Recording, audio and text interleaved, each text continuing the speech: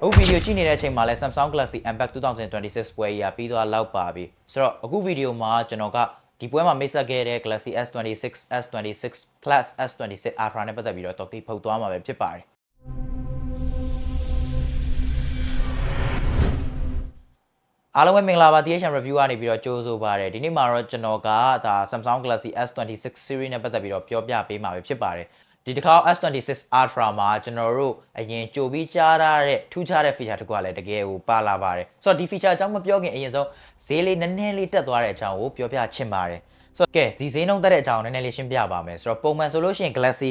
S26 က base model ပေါ့နော်ဒါပေမဲ့ဒီတစ်ခါအဲ့ S26 base model မှာဒေါ်လာ900နဲ့စပြီးတော့ဖွင့်လိုက်တယ်နောက်တစ်ခုကကြတော့ S26 Plus ကိုလည်း1100 S26 Ultra ဆိုရင်1300ဖြစ်သွားတယ်ဆိုတော့ပြောရမယ်ဆိုရင်100စီအရင်နှစ်ကထက်ဈေးတက်သွားတယ်ပေါ့နော်ဒါပေမဲ့တခုရှိတာက S26 base model မှာဆိုလို့ရှိရင် 256GB ကနေပြီးတော့ပဲစလာတယ်အရင်တော့ဆို 128GB ရှိသေးတယ်ဆိုတော့ပြောရမယ်ဆိုရင်တော့ storage မြင့်သွားတဲ့အတွက်ကြောင့်100ပေးလိုက်ရတယ်ဆိုတဲ့ပုံစံမျိုးလေးပဲတွေးရမှာပေါ့နော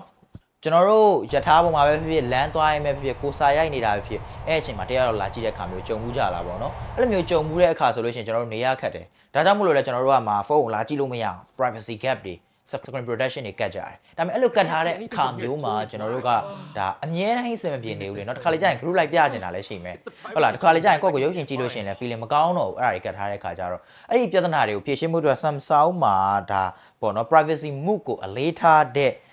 electronic privacy screen feature လေးကပါလာခဲ့ပါပြီဆိုတော့ဒါကအပြင်ကနေပြီးတော့ privacy မှန်ကတ်လိုမျိုးမဟုတ်ဘဲနဲ့ဖုန်းထဲမှာခလုတ်တစ်ချက်နှိပ်လိုက်ရုံနဲ့ဒါတုံးလို့ရတဲ့ဘေးတင်ပါလာတဲ့ feature ပဲဖြစ်ပါတယ်ဆိုတော့ဘေးတစ်စောင်းကနေပြီးတော့ကျွန်တော်တို့ဖုန်းကိုကြည့်လိုက်မယ်ဆိုလို့ရှိရင် screen ကမှောင်သွားပြီးတော့ဘာမှမြင်ရမှာမဟုတ်ဘူးဆိုတော့နောက်တစ်ခုကကြတော့ကျွန်တော်သဘောကျတဲ့အရာလေးရှိတယ်ဒါ specific app တွေကိုချိန်ထားလို့ရတယ်ကျွန်တော်တို့လောက်ချင်တဲ့ app တွေပဲပေါ့နော်ဆိုတော့ဒီ app မှာပဲအဲ့လိုပေါ်အောင်စသဖြင့်ကျွန်တော်တို့လှုပ်ထားလို့ရတယ်ဥပမာဆိုလို့ရှိရင်ကျွန်တော်တို့ Messenger သုံးနေတာမျိုးဒါ KPay တို့ဘာလို့စသဖြင့်ဒါတွေဖွင့်နေတဲ့အခါမျိုးဆိုလို့ရှိရင်ဘေးလူမသိစေချင်ဘူးအဲ့အခါမျိုးဆိုလို့ရှိရင်ဒီ feature လေး on ထားတယ်ဆိုလို့ရှိရင်တော်တော်လေးအဆင်ပြေတဲ့ထဲမှာပါပါတယ်ကျန်တဲ့အချိန်ဓာတ်ပုံကြည့်တာတို့ဟိုရိုးရိုး game ကစားတာတို့စသဖြင့်ဒီလိုအချိန်မျိုးတွေမှာဆိုလို့ရှိရင်တော့ဒါပုံမှန်တိုင်းပဲသုံးလို့ရတယ်ပေါ့နော်ဒါကတော့ smart ဖြစ်တဲ့နည်းပညာတစ်ခုလို့ပြောလို့ရပါတယ်ဒီဇိုင်းမှာဆိုလို့ရှိရင်တော့ဒီတစ်ခါ Ultra ကအရင်လိုမျိုး down back ဟိုချွန်ချွန်ကြီးပုံစံမျိုးတွေမဟုတ်တော့ဘူးပြီးတော့နည်းနည်းလေးပို့ပြီးတော့ဝိုင်းသွားတယ်လို့ကျွန်တော်တို့ဒါသိခဲ့ရတယ်အဲ့ဒါဘာကောင်းသွားလဲဆိုတော့ပေါ့နော်ကျွန်တော်တို့လက်ကကန်ရတာတက်တာပို့ပြီးတော့ရှိသွားတယ်အကြာကြီးကန်ပြီးတော့ game ဆော့တဲ့အခါမှာဆိုရင်လည်းလက်ကိုအဆင်ပြေစေတဲ့အထဲမှာပါတယ်လို့ကျွန်တော်လည်းမြင်မိတယ်ဖုန်းကပိုပါလာပြီမဲ့လည်းပဲအထဲမှာပေါ့နော်ဒါအပူ short ချနိုင်မဲ့စနစ်ကိုလည်းကောင်းကောင်းမွန်ထည့်ထားတယ်လို့ကျွန်တော်တို့သိထားရတယ်အရင်ကထက်ပိုကောင်းအောင်လုပ်ထားရတယ်ပေါ့နော်ဒါလေးကျွန်တော်တို့သိထားရတယ်တခုရှိတာကတော့ဗျာဒီတစ်ခေါက်ဖုန်းမှာကပေါ့နော် titanium မဟုတ်တော့ဘူး aluminum တော့ပြန်ပြီးတော့ဖြစ်သွားပါတယ်အဲ့တခုကတော့ဒါ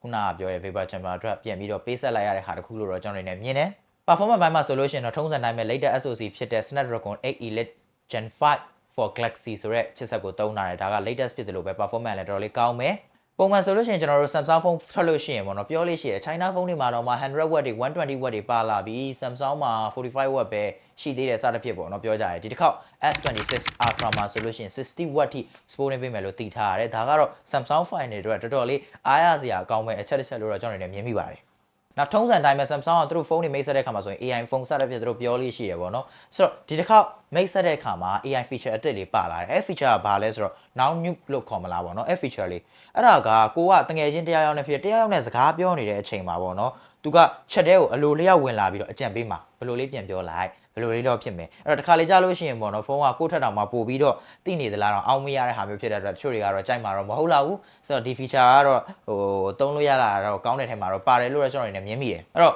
့အနှစ်ချောင်းရမယ်ဆိုလို့ရှိရင်တော့ဒေါ်လာ1300ပေးရတဲ့ S26 Ultra ကဈေးကတော့မနည်းဘူးဆိုတော့မြန်မာမှာလည်းဈေးကတော့ကြီးွားနိုင်တယ်ဆိုတော့ထုံးစံတိုင်းပဲ pre order တင်မယ်ဆိုလို့ရှိရင်storage နှစ်ဆရတာတွေပါတယ်ရှိမလားတော့မပြောတတ်သေးဘူးထိုင်းနိုင်ငံမှာတော့ကျွန်တော်ဟိုဗီဒီယိုရိုက်တဲ့အချိန်မှာပေါ့နော်တီထားရတာတော့ storage နဲ့စပေးမဲ့ဟာတော့ရှိနေပြီဆိုတော့ပြောရမယ်ဆိုလို့ရှိရင်ဒီဖုန်းကပေါ့နော် upgrade တွေကတော့ရှိလာတယ်ဆိုတော့အကြိုက်ဆုံးကတော့ခုနကပြောတဲ့အရင် high ဆုံးကတော့ဒါ electronic privacy screen ပေါ့နော်အဲ့ဒါလေးကတော့အကြိုက်ဆုံးထဲမှာပါပါတယ်ကြည့်နေတဲ့သူတွေရောဘယ်လိုမြင်လဲဈေးတုံးပြောင်းသွားတဲ့ဟာတွေရောဘယ်လိုမြင်လဲဆိုတာကိုချက်လောက်ဆွေးနွေးပေးသွားကြပါဦးအားလုံးပဲကျေးဇူးတင်ပါတယ်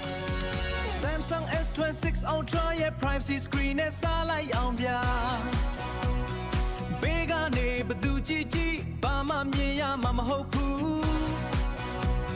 အပူဆုံးစမဲ့